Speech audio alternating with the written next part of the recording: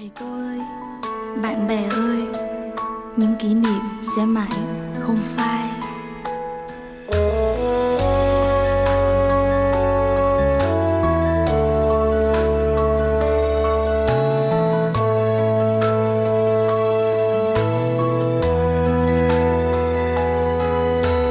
Lặng nhìn góc sân trường với nắng hè đỏ phương hồng, bạn bè với nụ cười bâng khuâng khi mùa hè đến.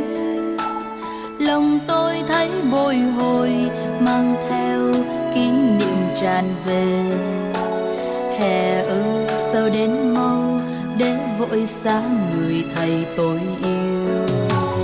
Coi lại những trang vở thầm đỏ đến thầy tôi cho, từng dòng bút lưu niệm vẫn vương sợ giờ chia tay.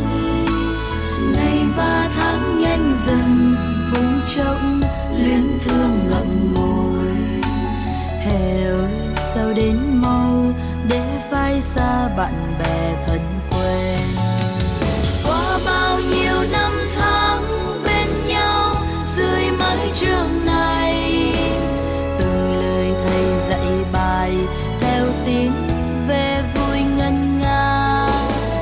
Yêu sao đôi mắt ấy giữa trưa dưới cơn mưa hè, của những người thầy hiền không bao giờ tôi quên. Mai sau tôi vẫn nhớ phút giây vui với kỷ niệm, cười đùa cùng bạn bè theo tiếng trong vui yêu thương.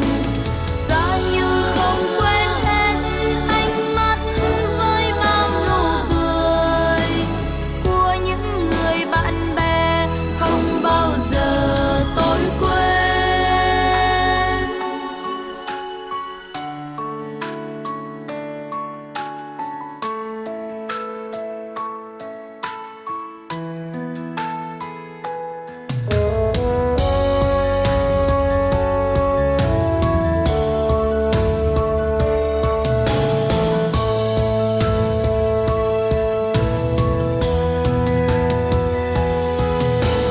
Còn lại những trang vở thầm đỏ niềm thầy tôi cho, từng dòng bút lưu niệm vẫn vương sợ giờ chia tay.